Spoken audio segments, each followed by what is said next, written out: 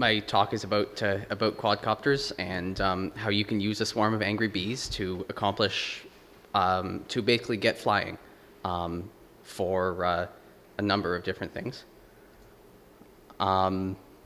So I think the main reasons that people want to fly is one, just because it's fun. It's just fun to fly something around, but that's kind of the part that there's the least to say about it. And then the rest of it is basically about getting a camera in the sky. So you can do aerial photography, and that has applications either for selling your photos, for taking photos for art, or for activism, for documenting documenting things that are happening, documenting things that have happened, flying over areas where you couldn't otherwise get into. I call it basically, it's your eye in the sky, and it's an easy way to do that. So why would you do a quadcopter instead of a standard helicopter with one big rotor? This is because standard helicopters are unstable. They're very difficult to fly. They like to just kind of flip over and crash. And so if you use 4 rotors, you remove a lot of that that instability, and then you add a control system and some sensors that further stabilize it, and I'll talk about that later. Having 4 rotors means you can have 2 sets rotating in one direction and 2 sets in the other direction, which means you don't get the spinning that you would get on regular helicopters without the tail rotor. As I said before, flying is just fun. There's not much more to say about it. For photography, for still and video photography, this is an example of a professionally available quadcopter with a tilt, roll, and yaw compensated camera platform that can actually carry up to 4 kilograms. So you can carry a fairly serious video camera on this and get aerial shots that maybe if you're a small filmmaker, you wouldn't be able to afford renting a helicopter or cranes or that sort of thing to get those shots otherwise. The platform is stabilized so that as the quadcopter tilts as it's flying, your shot will stay level. And it's next to a person per scale, so you can see this is a fairly large machine, unlike the toys, the toy machines like mine. So in terms of activism, there is a video that hit the internet a while back, which we'll watch after I'm done my slide deck, of some people just surveying protests in Poland, I believe last year, using a quadcopter, taking off from near where a large group of protesters was surrounded by riot police. Looking down on that. For aerial surveys, I know they've been used for documenting illegal dumping of things like manure out of massive factory farms, showing that showing the effect on the waterways around the farms, and you wouldn't otherwise be able to get to these waterways without maybe carefully creeping through bushes or whatever. And Arion Labs in Waterloo supplied a very, very fancy quadcopter to Libyan rebels to help them identify government artillery stations, and it has a camera so it can see in the dark, so it can even fly at night and see this sort of thing. So my quadcopter is based on the AeroQuad project, which is an open source open source software and hardware project where basically they just tell you, here's how to do it, here's instructions on how to do it cheaply, and then help on how to put it together and support forums in case you have trouble. I'll digress for a bit into open source software and hardware to just introduce people to it if they don't know. It's a very powerful way to run big projects that you would otherwise need massive resources for. You start your project, you put it on the internet, you tell people about it, and if other people think it's cool, they'll download it, they'll make their changes, they'll find broken parts, they'll add new parts, and it'll become a much larger project than any one person could have built on their own. And it's not just about altruism. It's not just about giving things away because it makes you feel good. It's also very much about getting back a benefit by sharing with everyone else. When you share with everyone else, they'll share with you, and you can all work on something.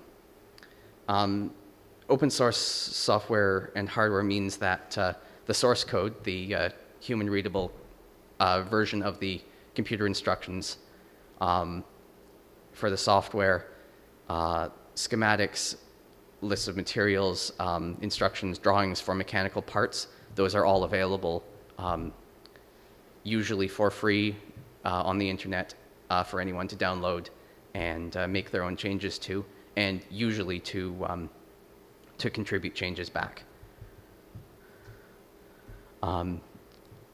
Everyone uses open source software, whether they know it or not.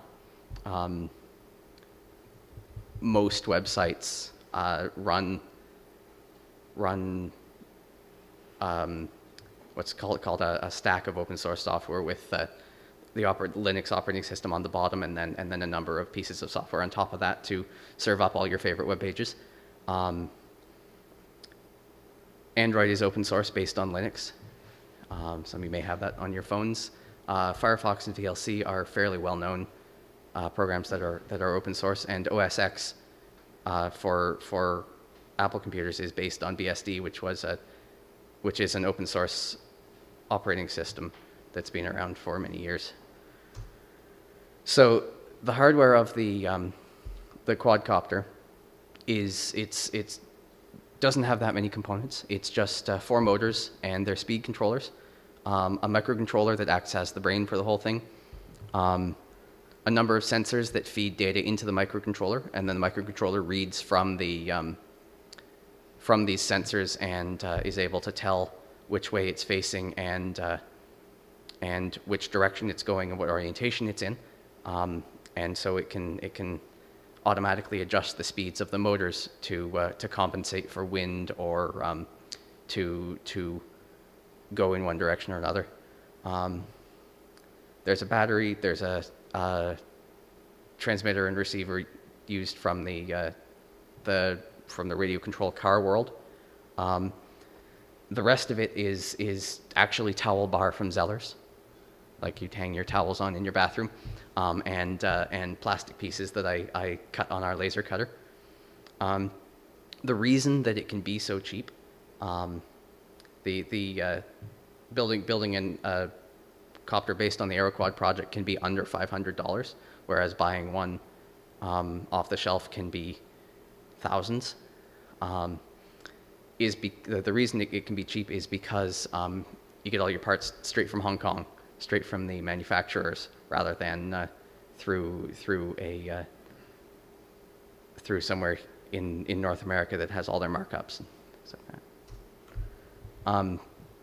So the software is the AeroQuad project. It's quite easy to use. You just you load it into your microcontroller through your computer.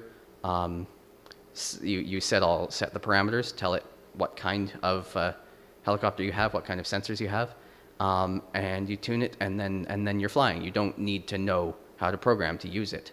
You just need to know how to follow the instructions to tell it how many rotors you have and which sensors you have. For more information, the AeroQuad project is at aeroquad.com. Canada Drones is a company based out of Toronto that sells a lot of these parts as well, and Hobby King is the company in Hong Kong that sells these parts.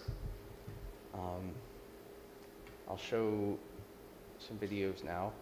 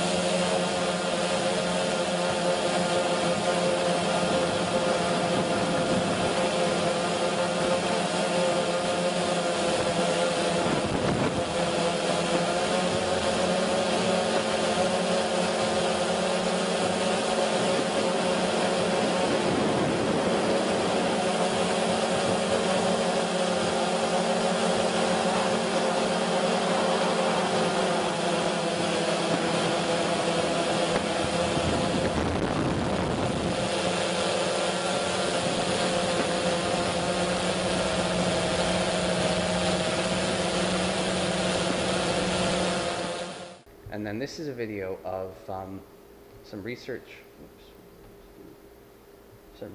that some people at Stanford are doing into multiple quadcopters, into swarms of quadcopters, trying to find out how much they can, how far they can push them, how much they can get them to do in terms of group behavior and complicated, coordinated flight.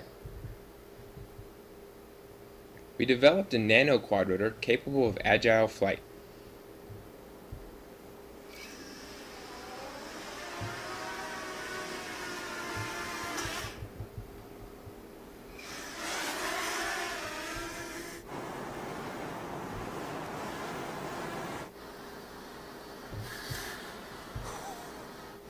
So they can get them to do impressive things like flips. Multiple vehicles can fly as a formation. Formations through openings, like windows.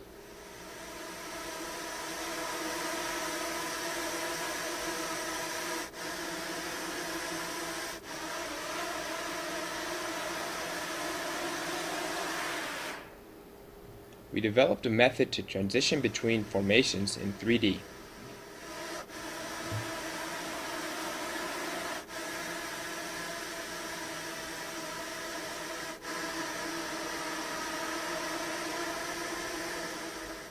The team can also navigate in environments with obstacles.